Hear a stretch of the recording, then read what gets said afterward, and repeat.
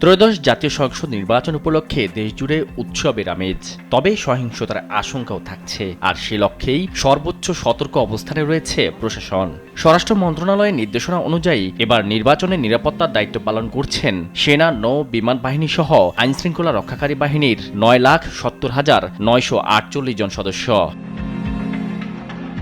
নির্বাচনকে শান্তিপূর্ণ করতে এবারের নির্বাচনে দায়িত্বে থাকবে বাংলাদেশ সেনাবাহিনীর 1,03,000 জন সদস্য, বাংলাদেশ পুলিশের 1,87,603 জন, আনসার ও বিডিপি 5,76,483 জন, বিজিবির 37,453, র্যাবের 9,349, বাংলাদেশ নৌবাহিনীর 5,000 জন, বাংলাদেশ বিমান বাহিনীর 3,730 জন, কোস্টগার্ডের 3,585 জন, ফায়ার সার্ভিস ও চৌকিদার দফাদার প্রায় 60,000 জন।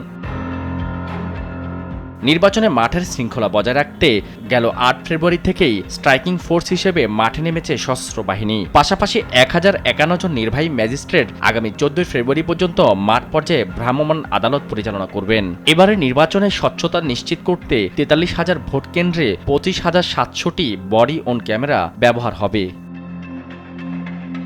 নে, 2 বেলা খাবি। ফ্যান্টাস্টিক নিমো খালাল সল্টেড বিস্কুট। কেন্দ্রের ধরন ও গুরুত্ব অনুযায়ী প্রতিটি কেন্দ্রে 15 থেকে 18 জন আইনশৃঙ্খলা বাহিনীর সদস্য সার্বক্ষণিক মোতায়েন থাকবেন। সমতল এলাকার সাধারণ কেন্দ্রগুলোতে 16 থেকে 17 জন এবং ঝুঁকিপূর্ণ কেন্দ্রগুলোতে 17 থেকে 18 জন নিরাপত্তা সদস্য দায়িত্ব পালন করবেন। পার্বত্য চট্টগ্রাম সহ দেশের দুর্গম ও সীমান্ত এলাকার 25টি জেলার বিশেষ কেন্দ্রগুলোতে বাড়তি সতর্কতা নেওয়া হয়েছে। এসব কেন্দ্রে গড়ে 18 জন করে সদস্য মোতায়েন করা হয়েছে, যাদের সহযোগিতায় কাজ করবে বিজিবি ও কোস্টগার্ডের বিশেষ টহল দল। নির্বাচনে কেউ বিশৃঙ্খলা করলে কঠোর হওয়ার হুঁশিয়ারি বাংলাদেশ সেনাবাহিনীর। নিরাপত্তা বিশ্লেষকরা মনে করছেন, নির্বাচনকে ঘিরে তীক্ষ্ণ গোয়েন্দা নজর রাখতে হবে আইনশৃঙ্খলা বাহিনীর।